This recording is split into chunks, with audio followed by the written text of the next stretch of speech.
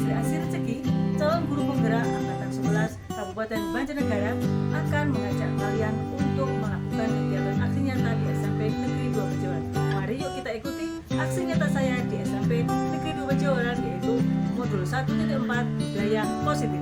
Yuk!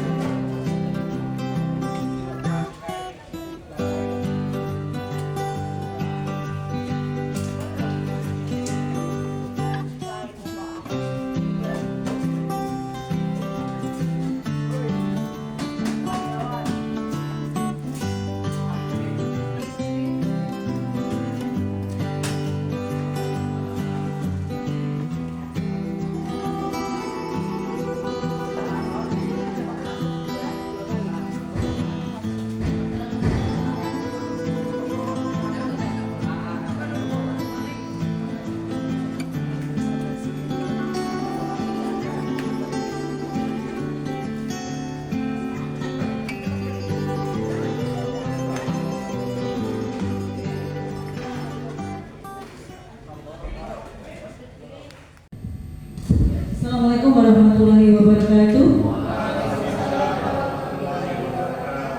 Terima kasih sekali Bapak Ibu.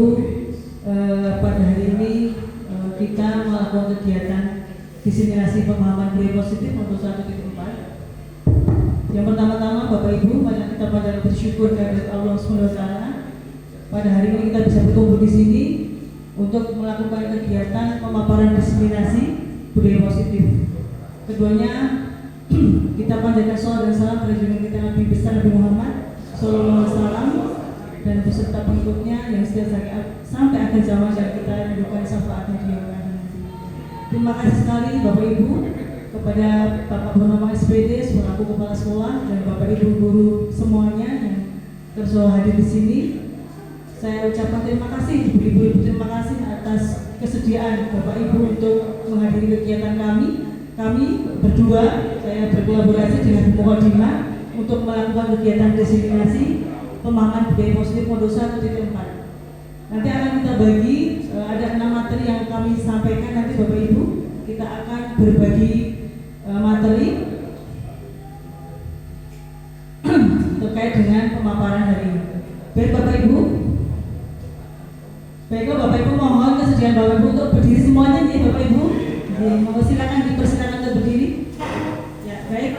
Agar kita boleh ke ini harus berpasang-pasangan. Jadinya bisa dipasangkan 1, 2, 3. Iya. Bisa Bu Kofifa sama Bu Sulis. Ada Bapak Ibu bisa maju, bisa di sini juga bisa, monggo. Itu situasi nggak apa-apa. Jadi Bapak Ibu, agar kita tidak tegang, agar motorisasi kita bisa kembali fresh kembali. Monggo Bapak Ibu, kita yuk senyum 30 detik. Berarti kita senyum 1 menit. Bisa dimulai Bapak Ibu. Selain berhadapan-hadapan dan melihat pasangannya. Jadi berhadapan dengan 2 orang. Bapak Ibu saling menatap. Oke, silakan. Kemudian nanti tersenyum kecil sampai tersenyum lebar. Nanti saya hitung ya Bapak Ibu. Oke, kita bisa mulai ya. 1, 2, 3. Silakan ditatap temannya. Ya. Dengan penuh seksama. Oke. Ditatap dari senyum kecil sampai senyum besar Bapak Ibu. Ya. Senyum tertawa berarti ya. Oke, terima kasih tepuk tangan buat kita semuanya. Ya, terima kasih tadi agar kita bisa fresh ya. Tadi kita bersenyum kecil dengan teman sepasang tadi ini. Bisa diceritakan boleh salah satu Bapak Ibu rasanya melihat temannya dengan senyuman yang manis semuanya. Kita sampai senyuman itu Bapak Ibu. Ada yang mau bercerita kesannya bagaimana? Silakan. Bu Sulis. Baik, terima kasih. Saya akan menyampaikan ketika tadi diminta untuk senyum selama 30 melihat lawan senyumnya malah jadi malu, kemudian dari senyum tipis-tipis jadi lebar malah tertawa terbahak-bahak, seperti itu. Senang, lucu. Tepuk tangan buat Sony. Terima kasih. Ada yang lagi yang merasakan senyuman tadi? Saya satu aja, satu lagi yang putra. Bapak Pak Nanang dulu, Pak Budi.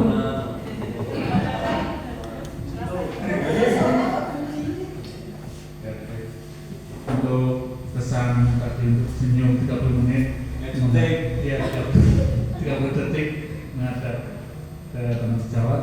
Tadi yang saya rasakan adalah silau.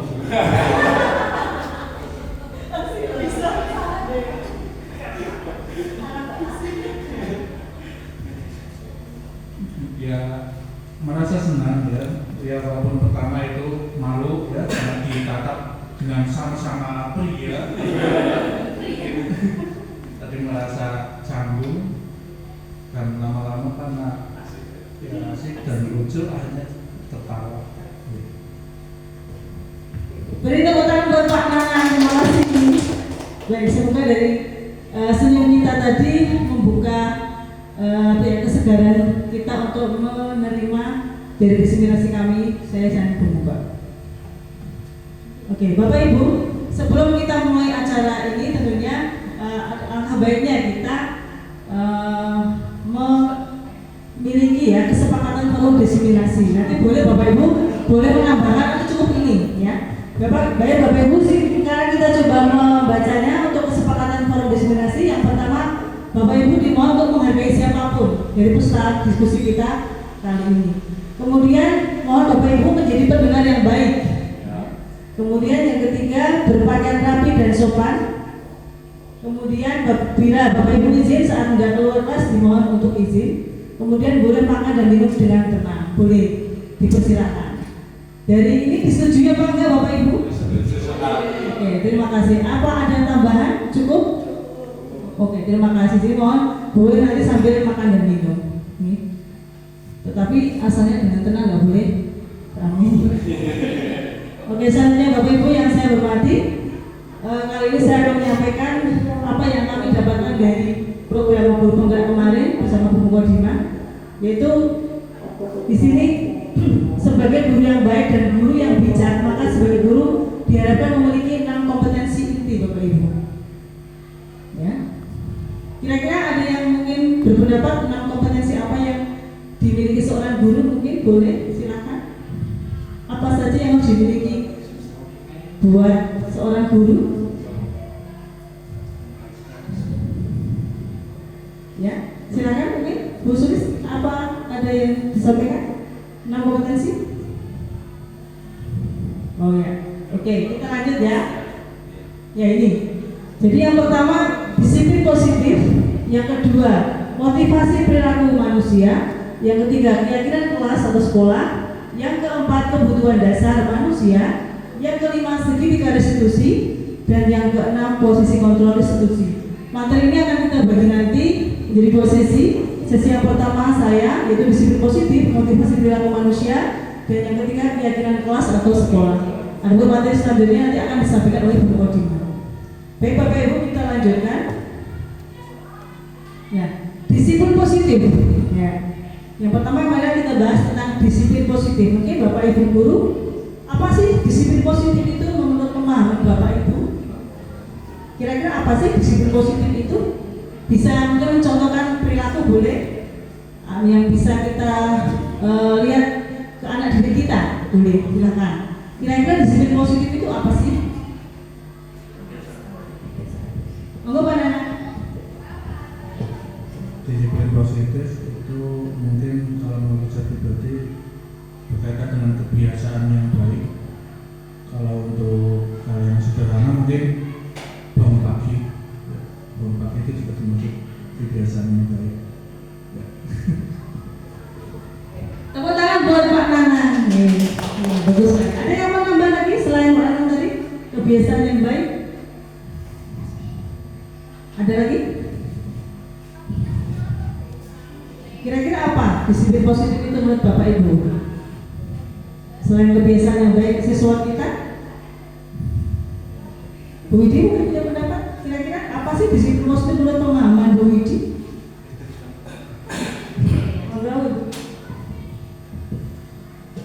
Menambahkan saja untuk disiplin positif itu kebiasaan baik yang berasal dari kesadaran diri sendiri. Beri aplaus buat Bu Widi, terima kasih Bu Widi. Jadi Bu Widi menyampaikan kebiasaan baik yang berasal dari diri sendiri. Oke.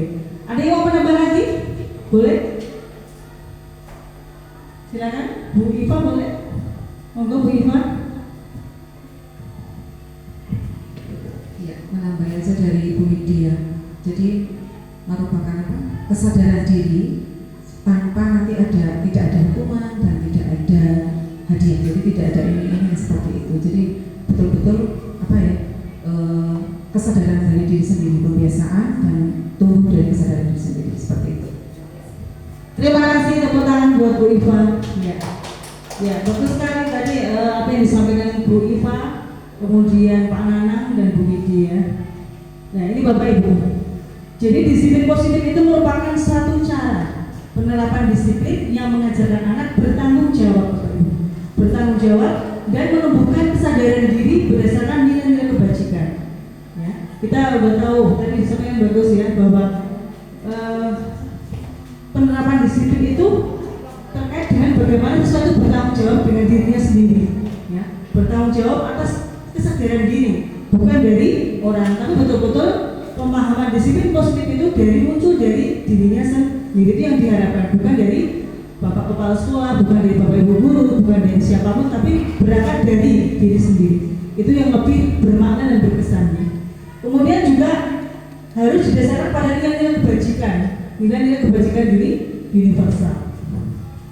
Nah, kemudian disiplin positif itu juga lebih ke arah disiplin diri, tadi betul sekali tadi, yang dapat mengontrol diri dalam melakukan segala tindakan. Jadi betul sekali Bapak Ibu tadi bahwa semua itu dikontrol oleh dirinya sendiri, bukan orang lain, tetapi dirinya sendiri yang mengontrol. Kesadaran diri penuh, dirinya menyadari bahwa itu adalah sebuah tanggung jawab yang harus saya lakukan tanpa sebuah intervensi ataupun sebuah tekanan dari pihak manapun. Betul-betul bahwa kesadaran diri itu dari dirinya sendiri untuk menjadi siswa yang bertanggung jawab. Kemudian Bapak Ibu, disiplin diri juga dapat membuat murid memahami dan menyadari berdasarkan motivasi internal, bukan akibat tadi, betul, paksaan, ujian ataupun hukuman. Jadi siswa itu benar-benar apa yang dia lakukan itu tahu ya, saya melakukan ini, apa konsekuensi saya nanti. Saya melakukan tindakan ini, apa yang akan saya dapatkan? Dengan seperti itu maka akan muncul sebuah kesadaran diri yang luar biasa bagi siswa atau bagi murid itu dalam penerapan disiplin positif di sekolah. Nah ini Bapak Ibu untuk nilai kebajikan yang tadi saya sampaikan bahwa disiplin diri juga di sana di dalamnya harus kita juga memahami nilai kebajikan. Ya, nilai-nilai kebajikan di sini banyak Bapak Ibu dari profil pelajar Pancasila, ya, ada dari 9 pilar karakter bangsa, dari IBO Primary Years program PJP, dari petunjuk hidup dan keterampilan hidup, petunjuk hidup, The 7 Essential Virtues, ya, itu semua memberikan rambu-rambu terkait dengan nilai-nilai kebajikan. Namun kita perlu tekankan kembali di sekolah kita di fase D di SMP Negeri 2 Bejawaran ini adalah bagaimana kita sudah melakukan kegiatan di hari Jumat dan Sabtu, yaitu kegiatan penguatan proyek profil pelajar Pancasila. Maka di sini akan saya lebih tekankan atau lebih saya soroti terkait dengan ya profil pelajar Pancasila. Jadi nilai-nilai kebajikan dalam profil pelajar Pancasila. Nah ini Bapak Ibu 6 dimensi. Kalau sekarang istilahnya baru yaitu 6 kompetensi, atau juga disebut sebagai 6 karakter. 6 karakter yang harus dibentuk oleh kita kepada murid-murid kita, 6 karakter. Beriman dan bertakwa kepada Tuhan Yang Maha Esa dan berakhlak mulia. Saya kira Bapak Ibu sudah paham semua ini ya. Bagaimana siswa kita terbentuk karakter. Poin yang pertama, berakhlak mulia, beriman dan bertakwa kepada Tuhan Yang Maha Esa. Mungkin lebih fresh lagi, mungkin Bapak Ibu kira-kira perilaku apa yang bisa dilihat dari anak-anak kita dari poin pertama ini? Silakan Bapak Ibu berpendapat. Kira-kira perilaku atau aktivitas apa yang dilakukan siswa kepada Tuhan yang Maha Esa dan beranak mulia. Silakan, Bu Uping mungkin. Di sekolah kita ada pembiasaan berdoa sebelum dan sesudah kegiatan pembelajaran. Kemudian ada program sholat zuhur berjamaah seperti itu Bu ya. Kemudian ada kita punya program Jumat berseri, Jumat pagi bersih, sehat, religius dan berkarya. Ada salah satunya adalah Jumat pagi religius di mana diisi kegiatan keagamaan dan juga peringatan hari-hari besar. Dan selain itu dalam kegiatan beriman bertakwa tersebut kita juga punya program untuk peduli lingkungan terkait akhlak kepada alam. Terkait sekolah kita mengikuti program Adiliyata. Demikian Mbak Sri, terima kasih. Terima kasih banyak Bu buat Bu Uping. Terima kasih sekali Bu Uping. Tadi lengkap sekali sekolah kita yang ternyata di dalam kegiatan poin yang pertama karakter pertama ini luar biasa. Sekolah kita sudah mencapai untuk karakter yang pertama, sudah siswa kita sudah memiliki. Ya tergantung bagaimana kita membelajarkan siswa terus-menerus setiap hari. Kemudian mandiri Bapak Ibu. Mandiri adalah salah satu karakter yang harus kita tanamkan juga pada siswa kita. Mungkin ada yang berpendapat tentang mandiri, bisa dicontohkan kegiatan mandiri siswa apa?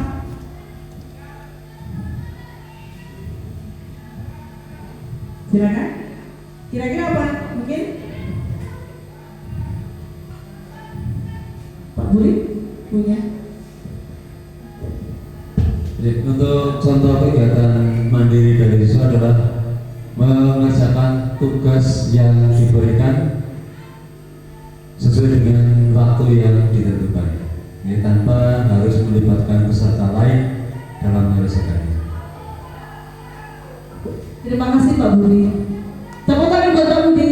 Ya, jadi tadi bahwa siswa kita diminta untuk melakukan kegiatan tugas itu harus mandiri. Ya, artinya di sini ada yang mungkin benar individu nih, mandiri artinya tidak walaupun di sana ada kolaborasi ya, tapi ada mandiri itu dibutuhkan untuk bisa mengukur integritas siswa kita, bahwa siswa kita tidak bergantung pada orang lain. Bukan berarti menafikan kolaborasi, tapi mandiri di sini dia punya tanggung jawab bahwa tugas itu harus diselesaikan. Begitu ya. Berikutnya bergotong royong. Silakan mungkin Bapak Ibu. Oh iya, monggo. Bergotong royong mungkin Bapak Ibu Indri. Terima kasih atas waktunya. Ini terkait dengan 6 dimensi pada bagi belajar Pancasila. Salah satunya adalah bergotong royong. Kalau implementasi di pembelajaran, dimensi bergotong royong di sini adalah kerjasama tim. Contohnya ketika di pembelajaran IPA itu ada praktek berkelompok, di situ ada kerjasama antar anggota kelompok, kemudian ada kolaborasi juga. Jadi implementasi di pembelajaran seperti itu. Intinya ada kerjasama, ada kolaborasi. Terima kasih. Tepuk tangan yang meriah. Luar biasa. Jadi sudah segera semua mapel nih Bapak Ibu.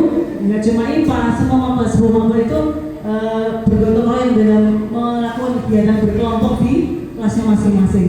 Oke, berikutnya berkebinekaan global di sini. Berkebinekaan global. Di sini kita perlu kita tanamkan karakter berkebinekaan global. Tidak cuma hanya sekedar nasional Bapak Ibu, tapi global. Luar biasa nih. Bagaimana dunia ini harus kita capai dan gapai bersama siswa-siswa kita. Nggak cuma sekedar daerah lokal, tapi bukan aja nasional, tapi juga internasional, global. Berarti di sini bisa dicontohkan kira-kira aktivitas apa ini untuk yang berkebinekaan global. Yang sudah punya pendapat mungkin. Yang toleransi kamu deh Bu. Gimana? Toleransi. Toleransi. Ya, toleransi terhadap teman-teman yang apa ya? Berbeda-beda. Berbeda. Ya, tepuk tangan buat kita semua. Jadi termasuk toleransi di sini ya nggak cuma sekedar suku bangsanya, agamanya, status sosialnya, ya itu semuanya adanya sebuah kemajemukan di sini ya, global di sini. Berarti kemajemukan yang ada di SMP kita, SMP Negeri 2 Pejawaran. Oke, selanjutnya yang ke-5, bernalar kritis dari sini. Bernalar kritis itu kira-kira poin aktivitasnya bisa kita lihat pada aktivitas yang bagaimana? Oke, monggo Mbak. Ketika anak rasa ingin tahunya tinggi dan mereka berani untuk bertanya, seperti itu. Tepuk tangan buat Bu Sulis ya, benar ya. Jadi berarti itu bagaimana kemauan atau keinginan siswa untuk bisa bertanya, tidak takut, tidak canggung, tidak malu, dia percaya diri untuk mengungkapkan pendapat, ide-ide, gagasan dari siswa tersebut. Terakhir, kreatif di sini. Kreatif? Mama punya pendapat kreatif? Mungkin Bu Rizka, mungkin kreatif ya, Bu Rizka. Oke, Bu Rizka.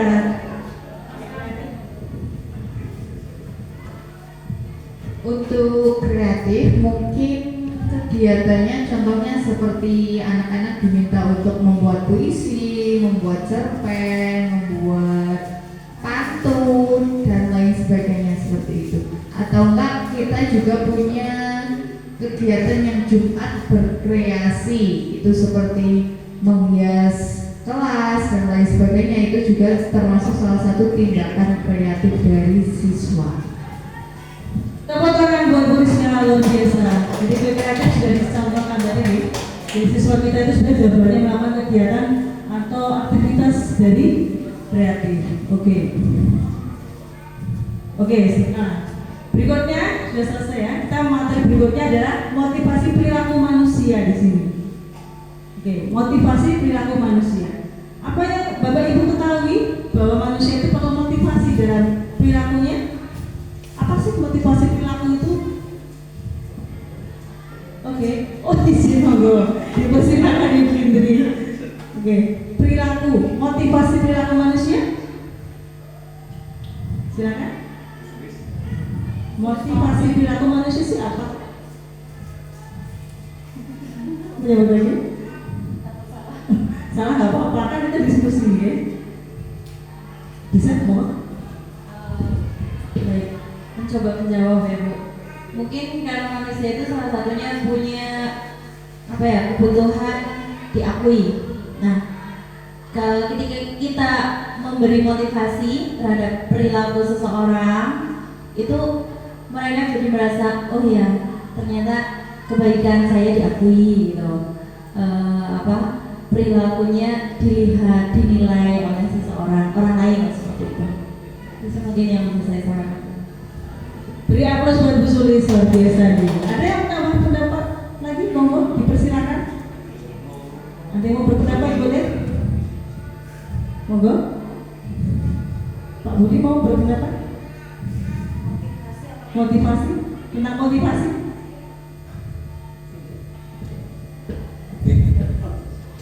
Betul.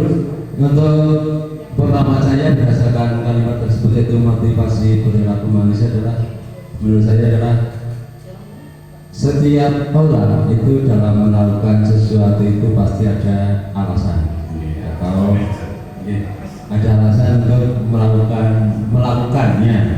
Jadi pemahaman saya itu.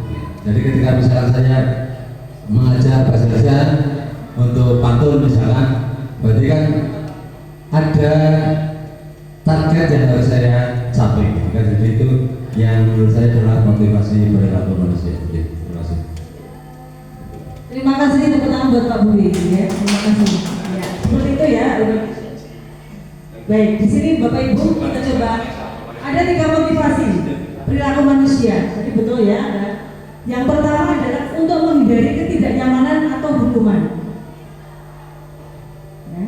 Kemudian yang kedua untuk mendapatkan imbalan atau penghargaan dari orang lain.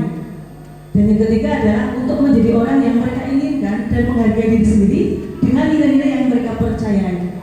Itulah, ada 3 perilaku tersebut. Jadi mereka melakukan sesuatu atau tindakan itu mesti ada, tadi bilang Pak Budi betul, alasannya. Ada sebuah motivasi. Jadi untuk menghindari ketidaknyamanan atau hukuman. Kemudian yang kedua untuk mendapatkan imbalan atau penghargaan dari orang lain, dia melakukan suatu perilaku atau aktivitas untuk menjadi orang yang mereka inginkan dan menghargai diri sendiri dengan nilai-nilai yang mereka percayai. Maka dia akan melakukan sesuatu perilaku atau tindakan atau aktivitas tertentu. Gitu. Nah ini Bapak Ibu. Kalau menurut teori di sini, teori motivasi perilaku manusia ada 2. dan eksternal, intern dan eksternal. Ya, tadi udah ada internal dan eksternal. Jadi betul ya, untuk menghindari ketidaknyamanan hukuman itu adalah eksternal. Jadi dia melakukan itu karena saya takut dihukum, saya takut ya ada sesuatu yang membuat saya takut melakukan sesuatu. Berarti itu eksternal dari diri luar, dari luar dirinya. Kemudian yang kedua, untuk mendapatkan imbalan dari orang lain atau institusi, itu eksternal juga. Jadi dia melakukan suatu aktivitas, dia melakukan tindakan itu dari karena dorongan orang lain. Dan yang terakhir adalah yang ketiga, motivasi internal. Dia melakukan suatu kegiatan atau aktivitas atau perilaku atau tindakan itu karena motivasi menghargai diri sendiri atau internal atau intern. Demikian ya. Nah sekarang Bapak Ibu saya mau tanya, mana motivasi terbaik untuk disiplin positif menurut Bapak Ibu? Oke, internal. Punya pendapat khusus internal atau eksternal? Internal. Semua internal ya? Ya. Jadi motivasi terbaik adalah internal. Karena apa internal tadi? Karena dari diri sendiri, tidak perlu dipaksa oleh orang lain, tidak perlu karena dihukum bapak guru, tidak perlu karena ada ini dan itu. Semua adalah melalui diri sendiri. Mengapa demikian? Sekarang saya mau tanya. Mengapa demikian? Kenapa harus di diri sendiri? Kira-kira apa yang melatar belakangi? Berarti mengapa? Jawabnya karena nggih. Oke, kira-kira apa? Kenapa harus diri sendiri, Mas?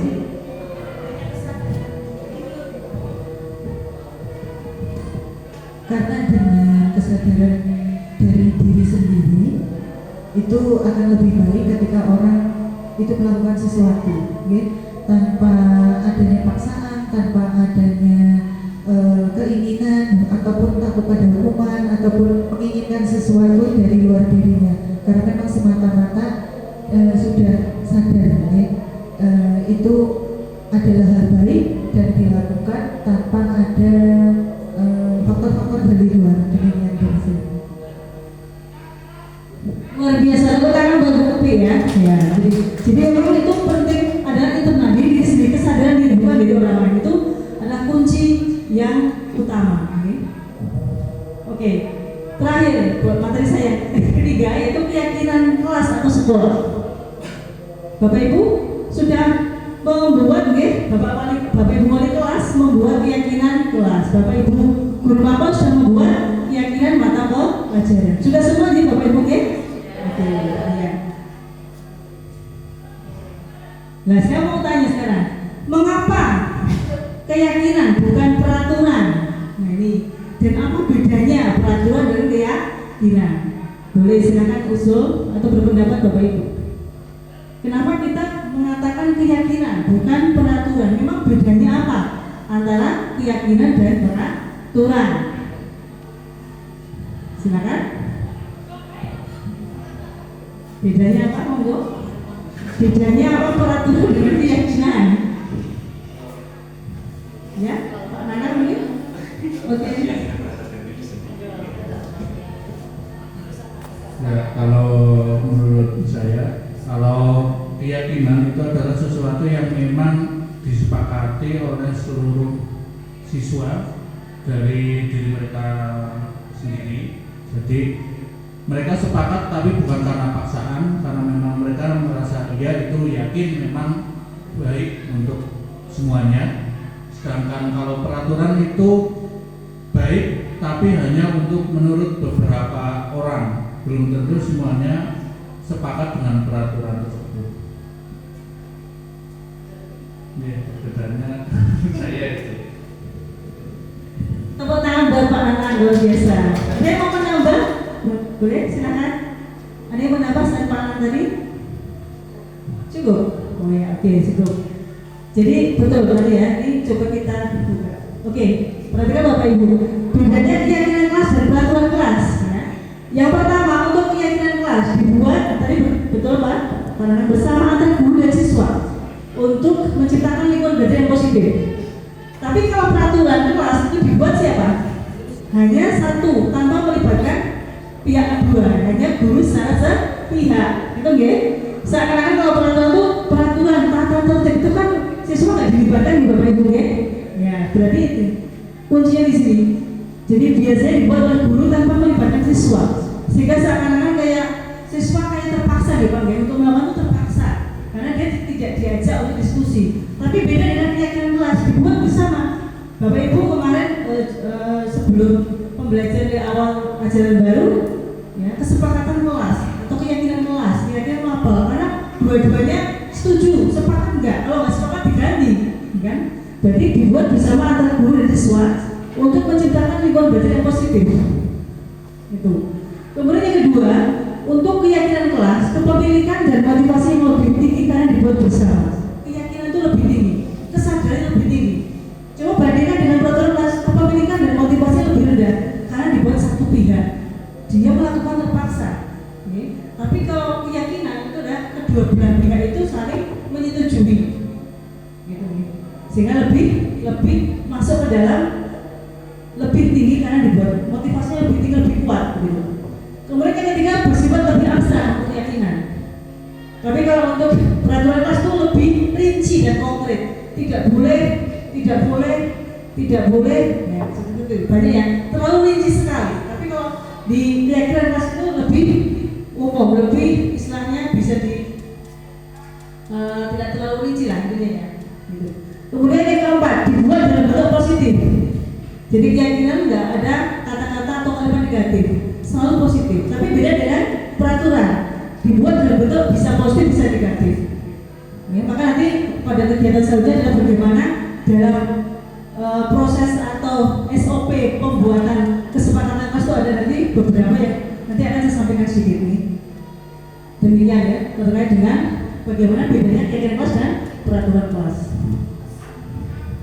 Ya, Bapak Ibu semuanya, guru berperan dalam mewujudkan terbentuknya keyakinan sekolah atau kelas dengan adanya kesepakatan antara guru dan murid. Jadi kedua belah pihak itu berperan semua, ya. Artinya di sini guru sebagai fasilitator di sini menjembatani sebuah keyakinan kelas untuk bisa kesepakatan itu dilakukan atau diterapkan dalam kegiatan pembelajaran sehari-hari. Nah sekarang ada istilah tadi bilang itu hukuman, itu konsekuensi. Ya, kita masuk ke hukuman dan konsekuensi, Bapak Ibu. Nah, apa bedanya hukuman dan konsekuensi sekarang? Dalam keyakinan kelas tidak ada hukuman, adanya konsekuensi. Ada yang bisa menanggapi terkait dengan hukuman si apa dan konsekuensi apa?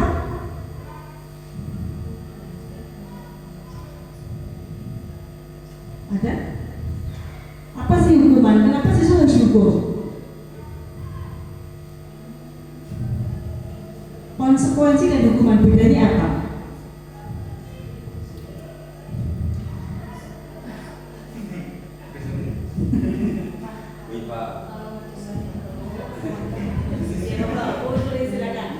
Kalau hukuman itu dari gurunya, ya. Kalau konsekuensi itu lebih ke si pelanggarnya yang memilih sendiri apa yang harus dilakukan dari pelanggaran tersebut, itu konsekuensi seperti itu. Tepuk tangan yang udah buat Bu Sulis, luar biasa. Mari kita coba contoh konkret Bapak Ibu. Nomor 1, mengganti penghapus teman yang dihilangkan. Kira-kira konsekuensi atau hukuman Bapak Ibu? Konsekuensi. Berarti kalau konsekuensi itu ada kaitannya, artinya masih ada kaitannya, ya.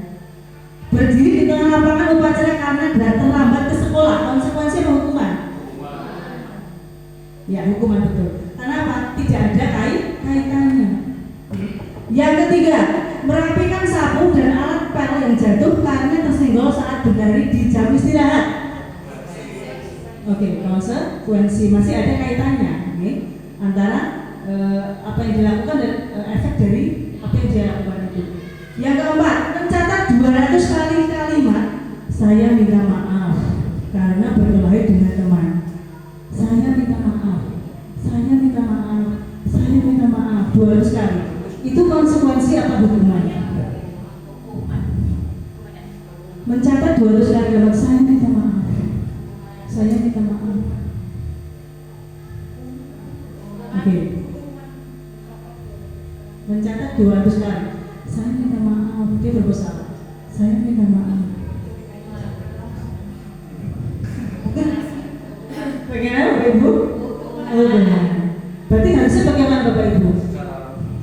secara lisan, minta maaf ya Pak Nanang gitu ya, langsung gitu ya. Tanpa harus lulus waktu belum harus kesel ya. Iya betul. Terus yang kelima, membersihkan WC sekolah karena tidak mengumpulkan tugas. Masih ada kaitannya nggak ini? Itu sebenarnya hukuman, membersihkan WC. Misalnya dia melakukan biasanya tidak mengumpulkan tugas, kok harus membersihkan WC, kan tidak ada kaitannya. Harusnya apa Bapak Ibu? Harus tetap tugasnya diselesaikan. Jadi iya betul sekali. Jadi harus diselesaikan. Misalnya bolos kok suruh nyapu, misalnya itu ada kaitannya kayak itu sebenarnya. Kalau bolos sekolah terus disuruh nyapu, kira-kira apa? Sebenarnya itu hukuman Bapak Ibu gitu. Iya betul ya. Baik Bapak Ibu, selanjutnya. Nah tadi kebetulan kelas Bapak Ibu. Saya kira Bapak Ibu juga pernah membuatnya. Coba ini saya mohon untuk video Mbak.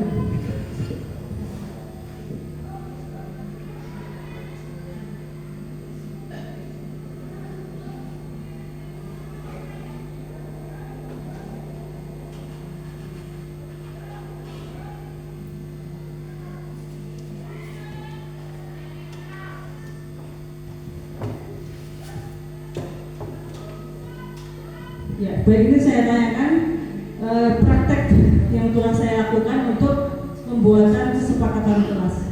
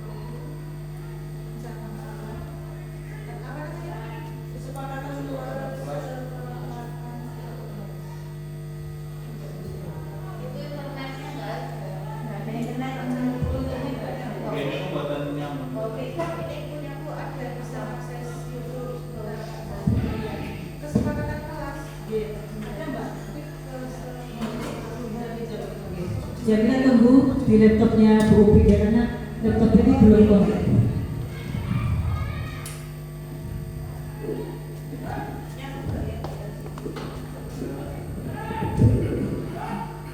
Itu malah nggak pelit. Jangan ambil rasanya.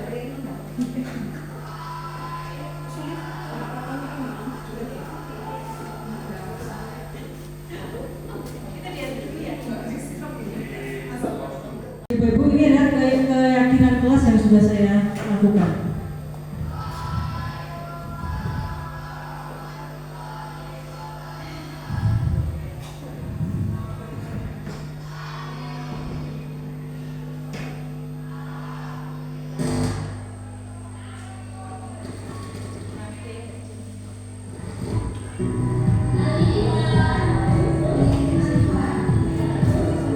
Ya, silakan menyaksikan sebentar dari video kami Bapak Ibu.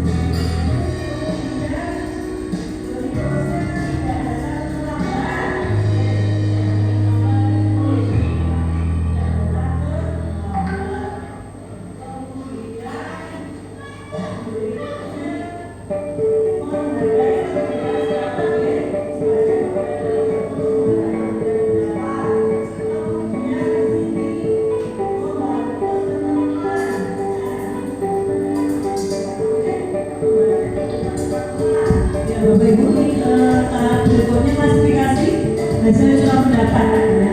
Jadi dari jawaban siswa atau keinginan siswa tadi kita klasifikasikan mana yang satu positif itu terkait dengan keinginan dia yang sama.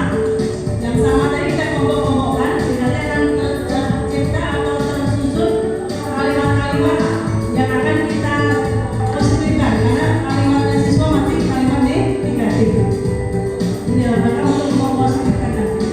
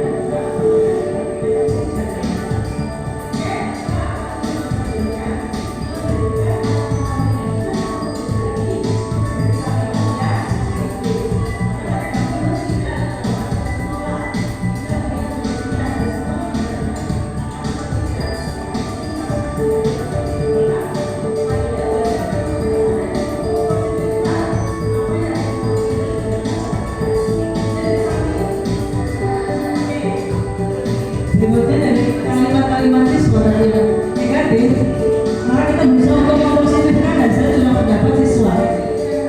Jadi dari guru memfasilitasi untuk mempositifkan dari kalimat-kalimat siswa yang negatif.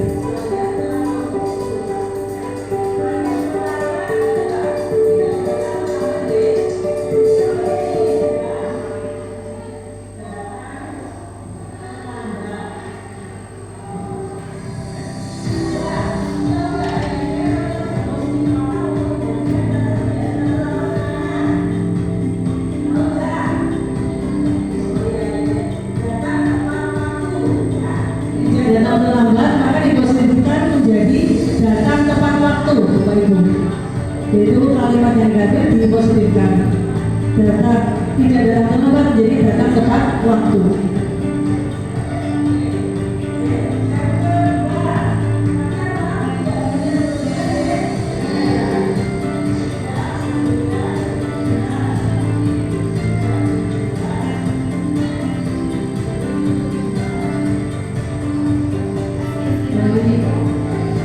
Dari kalimat yang negatif tidak berhias berlebihan maka nanti berhias sewajarnya.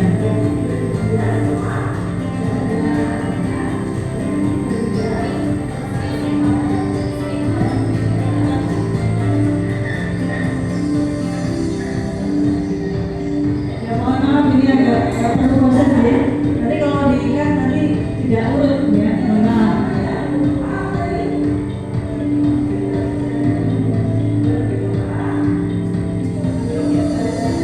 Berdoa sebelum pembelajaran itu sudah memakai kata positif, maka tetap ditulis berdoa sebelum pembelajaran.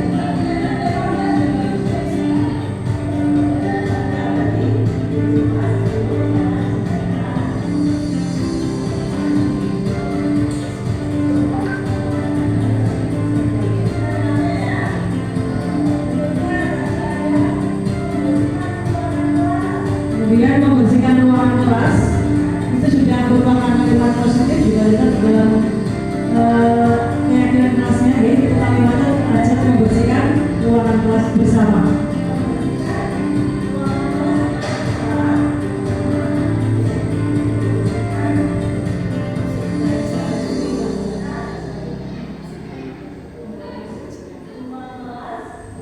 Ya untuk selanjutnya bisa dipercepat untuk positifkan itu masuk ke nanti nilai kebajikan. Nah, ini masuk ke nilai kebajikan. Jadi setelah anak-anak tadi sudah menulis yang keinginan dia, kemudian kita memfasilitasi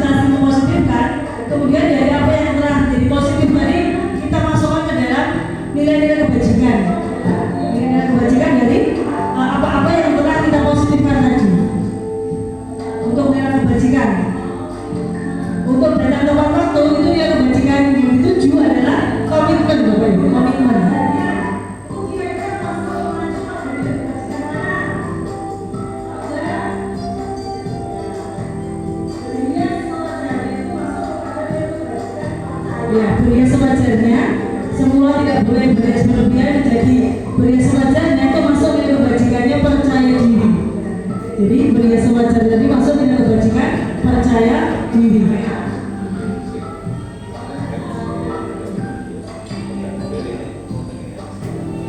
Ya, berikutnya untuk berdoa sebelum acara itu nilai kebajikannya adalah ya, beriman dan bertakwa kepada Tuhan Yang Maha Esa. Kemudian membersihkan ruangan kelas. Ya. Itu bersama itu berarti nilai kebajikannya gotong royong. Kemudian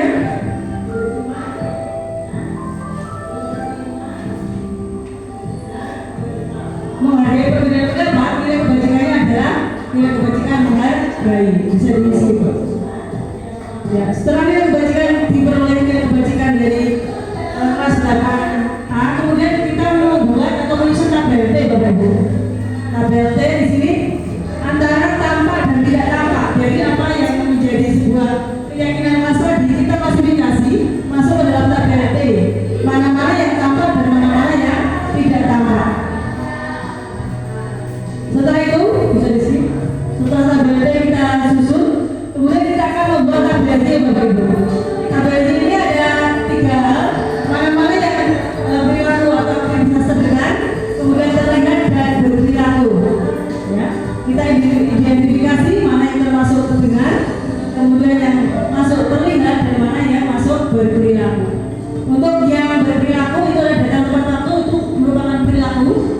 Kemudian data tempat waktu itu terlihat. Kemudian beria sewajarnya itu terlihat. Kemudian membersihkan ruang kelas itu juga terlihat. Adapun terdengar itu adalah menghargai ya, perbedaan pendapat. Pada saat dimana siswa itu berpendapat, maka kan didengar sama siswa dan guru, sehingga itu masuk ke dalam perilaku terdengar. Dan juga berdoa sebelum pembelajaran juga masuk perilaku atau keyakinan terdengar. Ya, bisa disebut. Setelah kita susun tabelnya selesai, Bapak Ibu, kemudian kita akan mengklasifikasi lagi mana itu sebagai tugas guru dan mana itu tugas siswa. Di sini dapat sebuah kesimpulan untuk tugas guru dan tugas siswa itu berbeda, Bapak Ibu, dalam sebuah kelas. Untuk tugas guru di sini data tempat waktu itu bisa untuk guru dan juga untuk siswa. Kemudian data tempat waktu itu juga guru dan siswa. Kemudian untuk beria sewajarnya itu masuk peran dan tugas siswa. Kemudian membersihkan ruangan kelas bersama itu adalah tugas siswa. Kemudian menghargai pendapat termasuk peran dan tanggung jawab guru dan siswa. Oke, lanjut Mbak. Ya, setelah kita mendapatkan tugas dan tanggung jawab masing-masing, maka kita akan menyimpulkan. Nanti ada salah satu siswa, saya minta untuk maju depan untuk menyimpulkan keyakinan kelas yang dibuat oleh kelas 8A. Ya, kita coba dengarkan si Ayu menyampaikan keyakinan kelas yang sudah dibuat bersama-sama guru dengan siswa.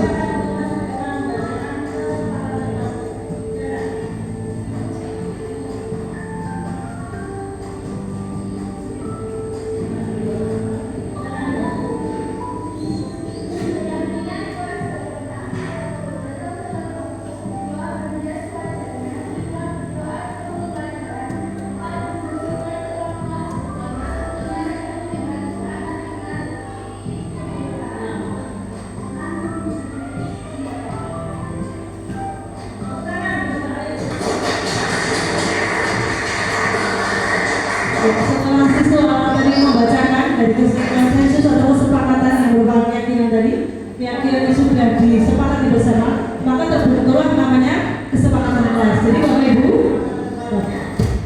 Jadi Bapak Ibu, kesimpulannya bahwa untuk membuat kesepakatan kelas itu ada prosesnya, ya. Dari tadi kita cuma mendapat dengan siswa, kemudian kita klasifikasikan menjadi kalimat positif. Setelah kalimat positif, kemudian kita membuat tabel T. Setelah tabel T kita membuat tabel J. Setelah tabel J kemudian kita sebelum memasukkan nilai kebajikan dulu, ya, nilai kebajikan dulu. Kemudian masuk tabel T, tabel J, kemudian peran dan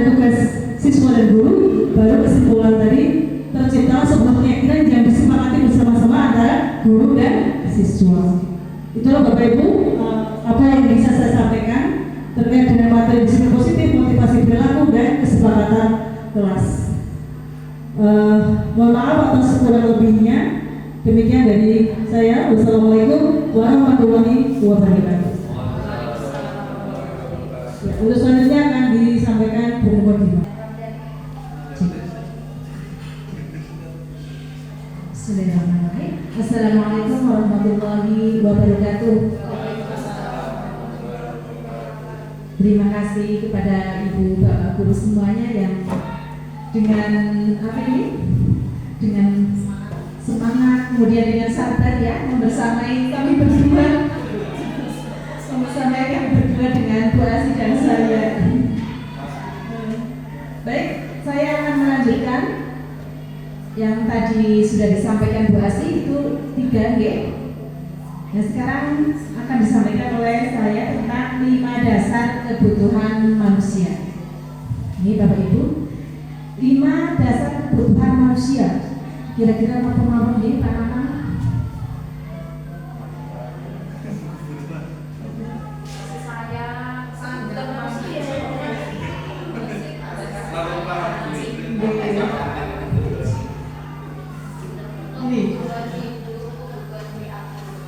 Iya ini 5 kebutuhan dasar manusia. Yang pertama yaitu kebutuhan bertahan hidup di Pak Bu. Kebutuhan bertahan hidup berkaitan dengan sifat fisiologis kita ataupun tubuh kita. Di antaranya adalah makan, tempat untuk berlindung, kemudian beristirahat, keamanan, kesehatan dan lain-lain. Ini siswa kita itu juga membutuhkan ini kebutuhan bertahan hidup. Ya, makanya di sekolah ini pada saat pembelajaran itu para siswa itu tidak belajar terus nih. Nah, di sini ada beberapa waktu untuk beristirahat, ada waktu istirahatnya nih Pak Bu. Kemudian lagi ada waktu untuk sholat dan lain sebagainya. Untuk kesehatan juga ada waktu untuk mengecek kesehatan seperti yang kemarin kita laksanakan, yaitu dari puskesmas datang ke sini untuk mengecek kesehatan siswa-siswa kita. Yang namanya apa kemarin Ibu? Screening kesehatan. Ada screening kesehatan. Nah ini di sini ada Ibu koordinatornya, Ibu Sulistiana. Yang kemarin alhamdulillah untuk screening hasilnya bagaimana Bu? Hasilnya Bu? Tidak ada yang terkena anemia. Ya, alhamdulillah siswa kita tidak ada yang terkena anemia atau kekurangan darah. Nah itu. Begitu juga dengan Bapak Ibu, kita juga harus menjaga kesehatan kita, nih Pak Bu. Jangan sampai lembur malam, gitu nggih? Kenapa jangan lembur malam Bu? Karena jam 11 malam itu kan harus selesai sih, kan harus lembur. Deadline-nya harus selesai. Ya diusahakan pagi-pagi Bu. Mending pagi saja. Ya jam 3 malam itu lebih keras. Ya jam 3 itu kan lebih keras Bu. Jam 3 malam.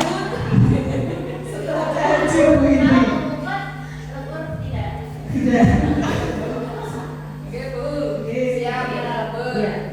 Ya mudah-mudahan kita diberikan suatu kesehatan terus-menerus Pak Bu.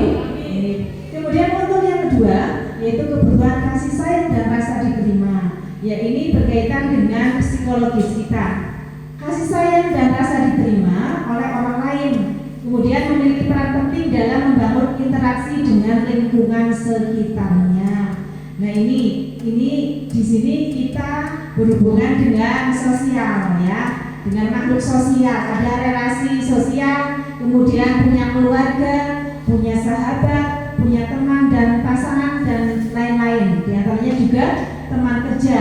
Kita di sini berarti butuh dengan rasa diterima. Begitu juga dengan anak-anak kita di sekolah. Di satu kelas itu tidak ada anak-anak yang terasingkan. Ya, kita usahakan tidak ada anak-anak yang terasingkan dari teman-temannya. Itu seperti itu. Kemudian yang ketiga yaitu kebutuhan pengakuan Kebutuhan ini berkaitan dengan kekuatan untuk menggapai sesuatu. Jadi, seseorang menjadi terlihat kompeten ataupun berprestasi, memimpin, terampil didengar dan diakui. Ini adalah kebutuhan pengakuan atas kemampuan seseorang, atas kemampuan siswa kita. Ya, kita perlu mengakui tentang prestasi dari siswa kita. Kemudian yang keempat yaitu kebutuhan akan kebebasan. Di sini kebebasan di sini adalah kebebasan untuk bergerak, kemudian mencoba hal baru dan mengeksploitasinya, gitu ya, mengeksplorasinya, bukan ya, itu seperti itu. Kemudian yang kelima yaitu kebutuhan akan kesenangan. Jadi setiap manusia itu memiliki kebutuhan untuk merasa senang, sehingga berupaya untuk mencari suatu kesenangan. Nah, di dalam kelas pun seperti itu. Kita pengen menciptakan suasana kelas yang menyenangkan. Siswa-siswa kita pun butuh suatu kesenangan, ya. Tidak hanya disuruh, tidak hanya untuk mendengarkan saja, tapi juga kita di sini kepengen memiliki siswa-siswa yang aktif, begitu, okay? Contoh kebutuhan akan kesenangan diantaranya apa paling Ibu? Kepada siswa-siswa kita, kira-kira apa Bu?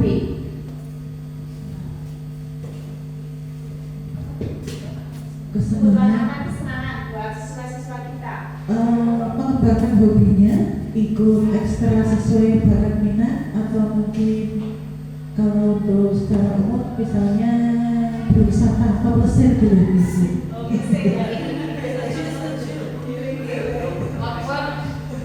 Terima kasih buat Putri, tepuk tangan. Di antaranya kebutuhan kesenangan siswa kita tadi sudah disebutkan, ada outbound juga Ibu, kemudian ada menyalurkan hobi. Ini siswa kita di sini banyak sekali yang hobinya, untuk anak putra hobinya sepak bola, lari-lari, ya. Nah itu ya kita salurkan dengan olahraganya. Kemudian lagi ada juga yang hobinya mungkin menyanyi, ya. Ya kita salurkan, ya ada ekstra. Kemudian ada juga yang hobinya bercerita, ya bercerita dengan menggunakan bahasa Jawa ataupun pidato bahasa Inggris dan lain sebagainya. Nah itu termasuk suatu kebutuhan akan kesenangan. Kemudian kita lanjutkan materi yang kedua dari saya, yaitu tentang posisi kontrol restitusi. Posisi kontrol dan restitusi ini di sini ada 5 posisi kontrol kita yang kita bisa yang bisa kita terapkan. Diantaranya adalah seperti ini: sebagai penghukum, kemudian yang kedua yaitu sebagai pembuat rasa bersalah, kemudian sebagai teman posisinya, ataupun sebagai pemantau dan sebagai manajer. Nah, kita di sini sebagai guru, kira-kira nanti kita akan berada pada posisi yang mana nih Pak Bu? Apakah sebagai penghukum, pembuat rasa bersalah, teman, pemantau, ataupun manajer? Nah di sini contoh, ini ada satu contoh motivasinya. Guru berdua menghadik, menunjuk-nunjuk, menyakiti dan menyindir, ya, pada saat pembelajaran. Itu ada guru yang berbuat seperti itu. Nah ini adalah contoh daripada penghukum. Sebagai penghukum, guru berkata, kalau kamu tidak melakukannya, awas ya, rasakan. Nah itu adalah sebagai penghukum. Ini guru sebagai penghukum. Kira-kira bagus apa tidak Pak Bu? Tidak ya? Tidak bagus. Kemudian hasilnya bagaimana? Nanti hasilnya di sini akan memberontak, menyalahkan orang lain dan berbohong. Ini hasil dari siswanya. Nanti siswanya akan memberontak, menyalahkan orang lain. Nah itu seperti itu. Iya Bu, karena si ini, karena si A, jadi saya seperti ini. Nah itu, ya dampaknya adalah menyalahkan orang lain, ya. Kemudian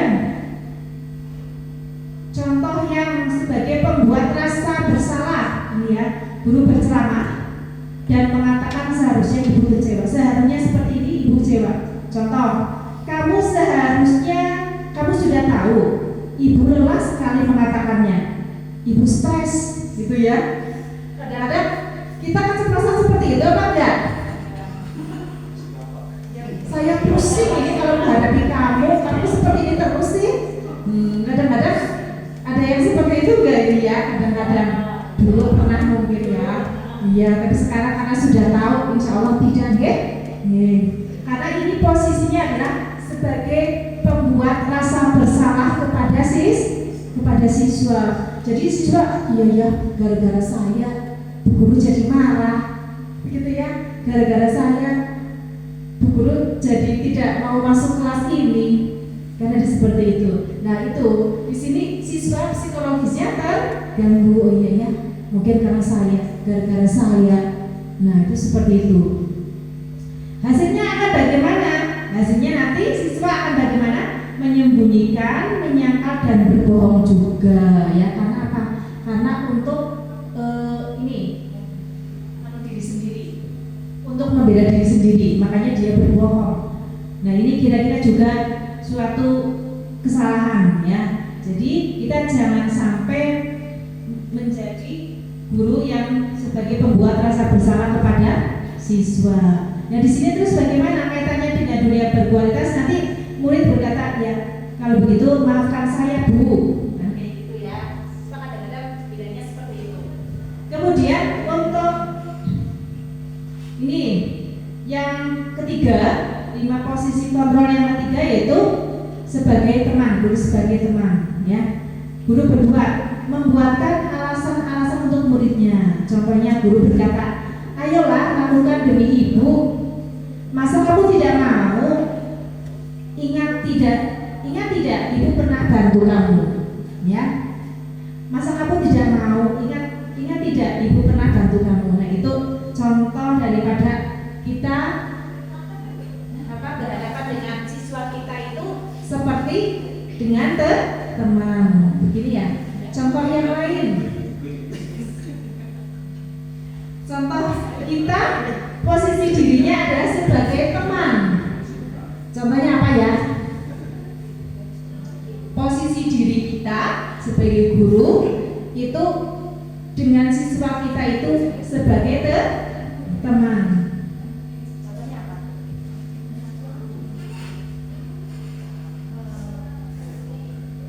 Iya, contohnya apa kira-kira? Mungkin Bu Asih memberikan contoh. Ya, mungkin intinya bahwa kita memposisikan sejajar dengan siswa sehingga siswa itu merasa nyaman gitu ya. Artinya kalau kita tidak ada yang namanya atas dan bawah ya, artinya membentuk sebuah keakraban dengan siswa. Artinya kita dengan kata-kata mengajak mereka secara akrab, secara posisi sejajar gitu. Mungkin itu. Terima kasih buat Bu Asih, tepuk tangannya. Kemudian 4 dari posisi kontrol ini yang keempat adalah pemantau. Guru adalah sebagai pemantau. Ini guru berbuat menghitung dan mengukur. Guru berkata apa peraturannya, kemudian hasilnya adalah menyesuaikan diri bila diawasi. Ini contohnya, murid meletakkan guru peraturan dan hukum di dunia berkualitas. Berapa banyak bintang yang saya harus peroleh, itu kata muridnya ya. Berapa halaman yang harus saya tulis, gitu ya. Nanti dampaknya kepada murid adalah menitik beratkan pada sanksi ataupun hadiah untuk dirinya. Jadi di sini kalau ada murid yang bersalah, ini nanti akan ada sanksinya. Dan kalau ada murid ataupun siswa yang mendapatkan prestasi, ini nanti ada hadiahnya, itu ya sebagai. Jadi di sini posisi kita itu adalah sebagai pemantau. Kemudian yang kelima yaitu posisi kita sebagai manajer, ya. Kalau di sini ini berarti identitasnya adalah identitas yang berhasil ya, karena kita bisa menghargai diri sendiri.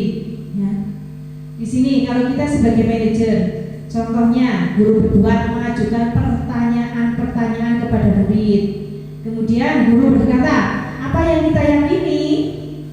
Ya, seperti tadi diterangkan oleh Bu Asi tentang keyakinan kelas itu ya. Kemudian lagi hasilnya adalah kita bisa menguatkan pribadi kita. Contohnya di sini, murid berkata, bagaimana caranya saya bisa memperbaiki keadaan ini, gitu ya. Nah itu adalah posisi kita sebagai manajer.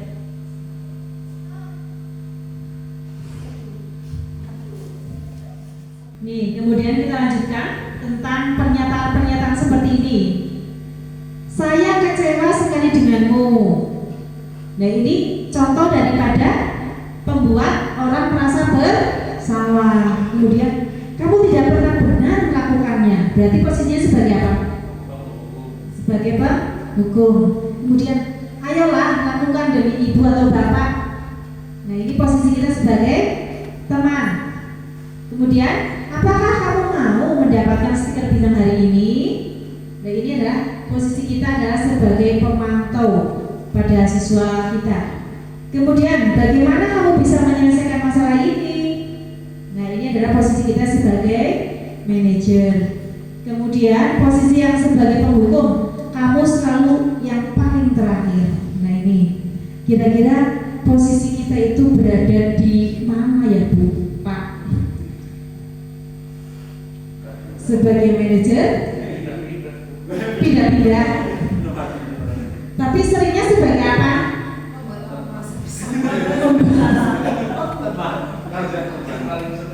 Sebagai penghukum? Insya Allah tidak, ya. Karena kemudian mungkin kebanyakan kita sebagai pemantau apa teman di antara itu.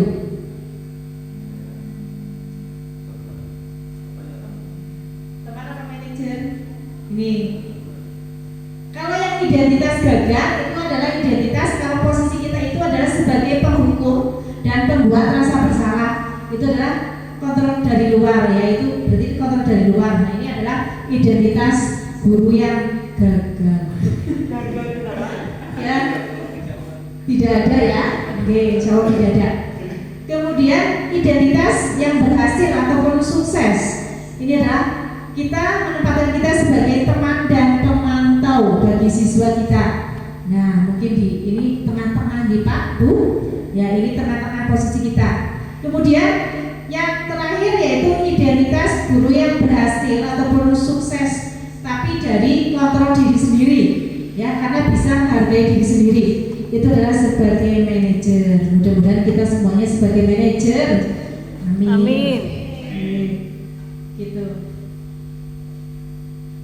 Kemudian kita lanjutkan yang tema yang terakhir yaitu segitiga restitusi. Nih, segitiga restitusi yang pertama adalah menstabilkan identitas. Jadi kalau ada siswa kita yang merasa bersalah, ya, ini pasti kita akan memberikan sesuatu kata-kata. Setiap orang pasti pernah melakukan kesalahan, ataupun kita bisa memberikan satu kata-kata untuk menstabilkan identitas dirinya. Kamu bukan satu-satunya yang pernah melakukan ini loh, gitu ya. Nah itu yang pertama. Kemudian yang kedua, validasi kebutuhan. Kamu tentu punya alasan mengapa melakukan itu, atau juga adakah cara yang lebih efektif untuk mendapatkan apa yang kamu butuhkan. Nah ini kita berarti sedang memvalidasi kebutuhan siswa kita. Kemudian yang terakhir, yang ketiga yaitu menanyakan keyakinan. Nilai-nilai apa yang telah kita sepakati? Kamu ingin menjadi orang yang seperti apa? Nah ini juga termasuk tentang menanyakan satu keyakinan, ya. Itu tentang segitiga restitusi. Ini adalah satu contoh. Guru berkata, berbuat salah itu hal yang manusiawi. Ini betul, kira-kira kita semua itu kan juga sering berbuat salah. Biasanya berbuat salah itu kita tidak sadar Kita tidak sadar telah berbuat salah, kadang-kadang salah ucapan kepada teman kita, kemudian kepada siswa itu ya. Kemudian kita juga harus berkata tidak ada manusia yang sempurna gitu ya. Bapak Ibu juga buat salah. Nah ini nanti kita kepada murid seperti itu. Bapak Ibu tidak tertarik untuk mencari tahu siapa yang benar, siapa yang salah. Bapak Ibu itu lebih tertarik untuk menyelesaikan masalah, bukan membuat masalah. Kalau kamu menyalahkan dirimu sendiri terus-menerus, apakah kamu bersikap baik pada dirimu sendiri? Kira-kira bagaimana? Nah biasanya siswa kalau ditanya seperti itu, biasanya dia menunduknya di sini karena mungkin berpikir, iya ya, kan begitu. Kadang-kadang sering ya Pak terjadi di kelas seperti itu. Kemudian yang kedua, validasi kebutuhan, yaitu membantu murid mengenali basic ataupun kebutuhan dasar yang ingin dipenuhinya ketika melakukan suatu kesalahan itu. Pada dasarnya, setiap tindakan manusia tujuannya adalah memenuhi kebutuhan dasar. Apakah itu penguasaan, kebebasan, kasih sayang dan rasa diterima, kesenangan ataupun bertahan hidup. Nih contoh lagi nih. Contoh tentang kita memvalidasi satu kebutuhan siswa kita. Kamu bisa saja kan melakukan hal yang lebih buruk, tapi kamu tidak melakukannya kan? Nah ini. Kira-kira siswa kalau ditanya seperti itu bagaimana ini tanggapannya? Diam. Kamu pasti punya alasan mengapa melakukannya. Nah ini sering sekali. Kenapa kamu kemarin tidak berangkat? Nggak apa-apa Bu. Nah alasannya kenapa? Nggak apa-apa Bu. Nah ini alasannya ya nggak apa-apa. Nah ini malah alasan yang tidak bisa pikirkan. Ini bagaimana tidak apa-apa. Ini bahwa kamu belajar cara lain untuk mendapat yang kamu butuhkan tanpa harus memukul. Ini kalau kita tahu ada siswa kita di kelas yang bertengkar sama temannya gitu ya. Jadi kita cara melakukan seperti itu. Cara bertanya seperti ini.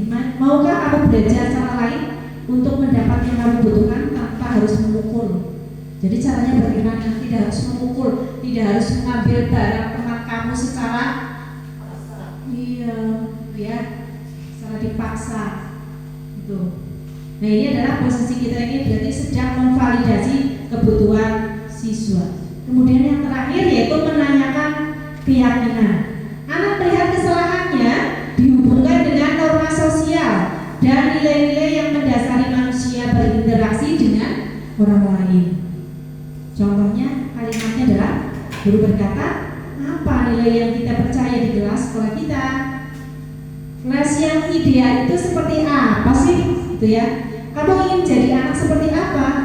Nah ini termasuk kita itu sedang menanyakan keyakinan siswa kita, gitu ya. Harus dari proses seperti apa? Gitu ya. Mau jadi siswa seperti apa? Kamu punya cita-cita apa enggak? Cita-cita kamu bagaimana? Itu seperti itu ya. Kemudian ini nggak usah apa-apa. Disiplin positif tadi ya. Nih, mana disiplin positif? Ini belajar kontrol diri dengan menggali potensi kita agar tercapai tujuan mulia, yaitu sesuatu menjadi seseorang yang kita inginkan berdasarkan nilai-nilai yang kita hargai. Tadi sudah dijelaskan sama Bu Asing yang disiplin positif. Kemudian ada teori motivasi, kemudian 5 posisi kontrol dan 5 kebutuhan dasar manusia. Ini berarti dari pertama Ibu Asing, ini dari pertama sampai yang terakhir, yaitu segitiga restitusi. Ini berarti rangkumannya Bu, rangkumannya dari disiplin positif. Jadi kita sudah sampai akhir ini. Refleksinya, hal baru apa yang mengubah paradigma saya yang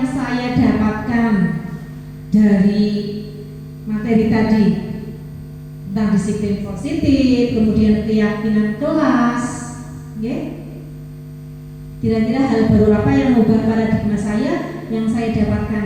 Apakah posisi kita sebagai apa? Sebagai manajer, apa sebagai penghukum? Paradigma kita seperti apa? Kira-kira bagaimana? Segitiga restitusi. Hal baru apa yang mengubah paradigma saya yang saya dapatkan tadi? Kira-kira bagaimana Pak Budi? Yang tadi sudah dijelaskan. Hal beberapa yang membawa paradigma saya tadi yang terkait dengan segitiga restitusi, karena kita sering menghadapi siswa yang dengan berbagai latar belakang dan alasan mereka masing-masing melakukannya. Terima kasih sekali untuk yang terkait dengan segitiga restitusi ini, jadi memberikan pemahaman kepada kami, terutama kami yang sebagai wali kelas, karena sering mendapatkan siswa atau peserta didik yang belum sesuai dengan keyakinan kelas yang sudah tersusun. Itu saja. Terima kasih. Sudah? Seperti itu saja? Ya, terima kasih kepada Pak Budi yang sudah mewakili Pak Nanang ya, sebagai wali kelas juga nih Pak Nanang.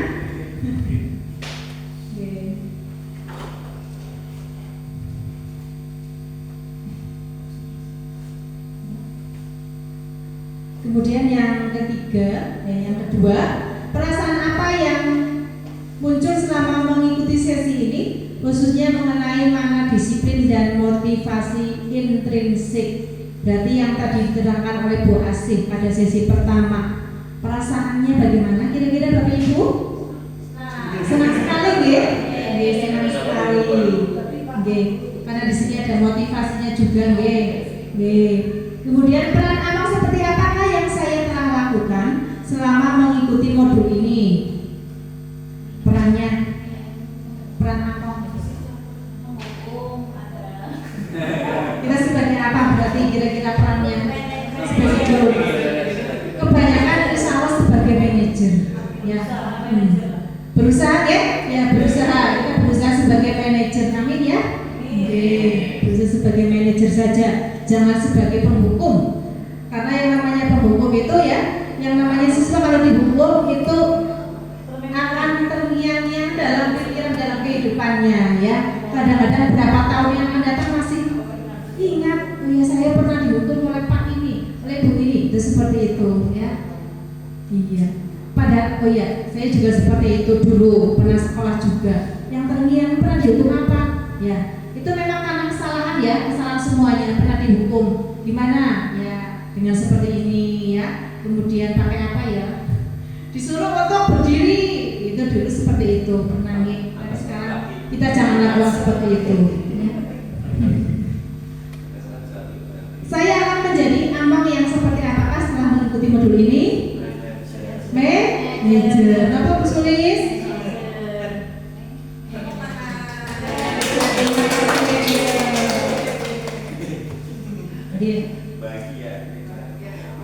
Terima kasih. Tapi ini sebelumnya ada video.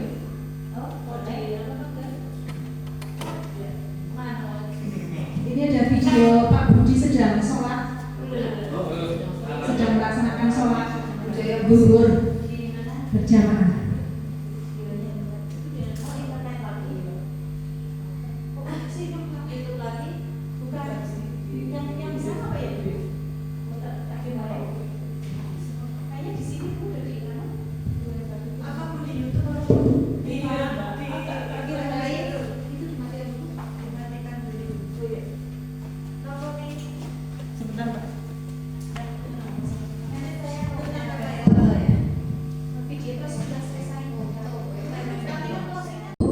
Ini adalah beberapa contoh tentang tahapan segitiga restitusi yang kemarin kita tampilkan ya. Yang pertama itu menstabilkan identitas, kemudian validasi tindakan yang salah, kemudian yang ketiga adalah menanyakan keyakinan.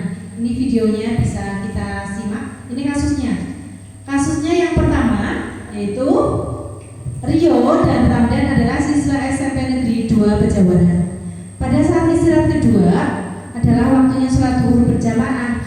Namun keduanya tidak langsung menuju ke musola sekolahan, sehingga sholat zuhur berjamaah sudah hampir selesai. Mereka juga belum datang. Setelah saya temui, mereka ternyata alasannya adalah karena tidak senang mengantri dalam mengambil air wudhu. Ini kasusnya adalah anak tidak mau ngantri, jadi malas ngantri mengambil air wudhu. Itu ya. Bisa dilihat videonya.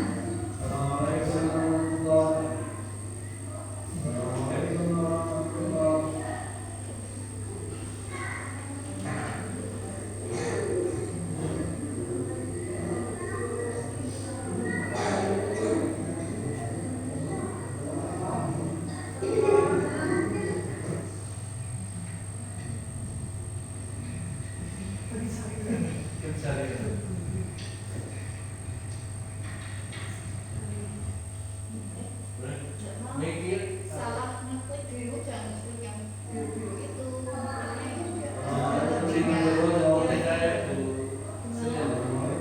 Ngekliknya yang putih-putih.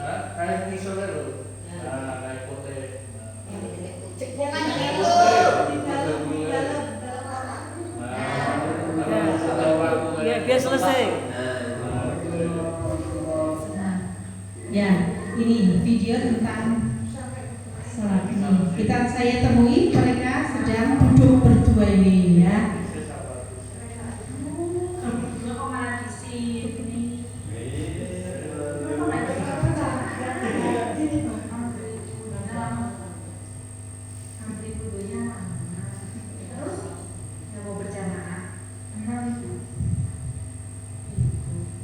Walaupun ngantri wudhunya lama, kamu ya harus sholat jamaah ya.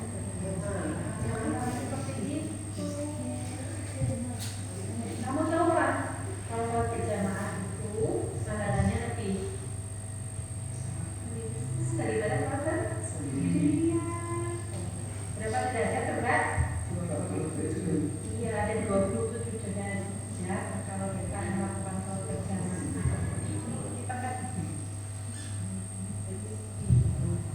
Walaupun ngantri wudhunya lama, kamu ya harus sholat jamaah ya. Jangan sampai seperti ini sendirian. Berapa derajat berat? Iya, ada 20 Dibiarin aja, biar kalau bisa melakukan sholat berjamaah. Kemudian lagi, kamu kan anak putra. Kalau anak putra adalah sebagai pemimpin. Dan anak putra itu kan sholatnya di masjid, tidak seperti anak perempuan pada sholat di rumah. Anak putra itu kan harus sholatnya di masjid. Jangan anak itu. Jadi nanti guru pengen kalian sholat, ya itu teman-teman sudah datang sana, karena sudah mulai itu sholat berjamaahnya. Sama Pak Budi itu tadi.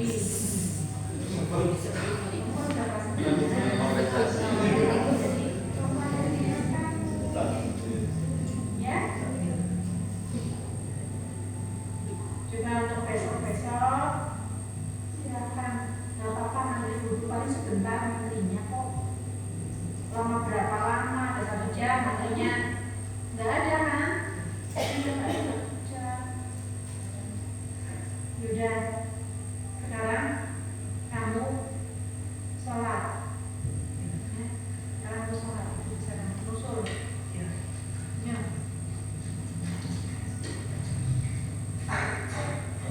Itu videonya.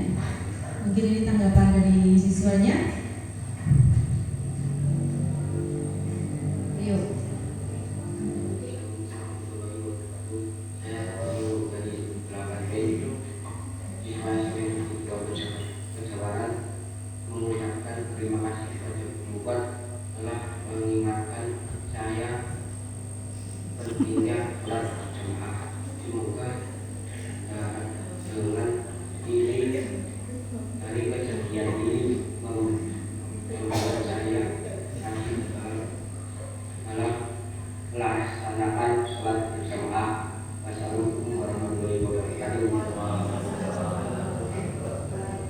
Nah itu Bapak Ibu. Kasus yang kedua, iya apa enggak? Iya. Sudah besar mungkin Bu. Sudah bisa cukup ya dari satu kasus tadi ya. Jadi kita sebagai Assalamualaikum warahmatullahi wabarakatuh. ya sudah. Nah kita sebagai pendidik itu harus benar-benar bisa melindungi siswa kita. Kemudian kita juga bisa berperan sebagai teman juga ya. Kemudian berperan sebagai pemantau dan sebagai manajer. Bapak Ibu semuanya, ini berarti sudah selesai tentang sesi kedua kita. Tadi sesi pertama yang disampaikan oleh Ibu Sri Asih Rezeki, kemudian saya sesi kedua. Dari semua materi sudah disampaikan semuanya. Mungkin ada beberapa tanggapan ataupun refleksi, refleksi dari desimasi ini. Mungkin Ibu Wakil Kepala Sekolah untuk memberikan satu tanggapannya. Monggo Bu.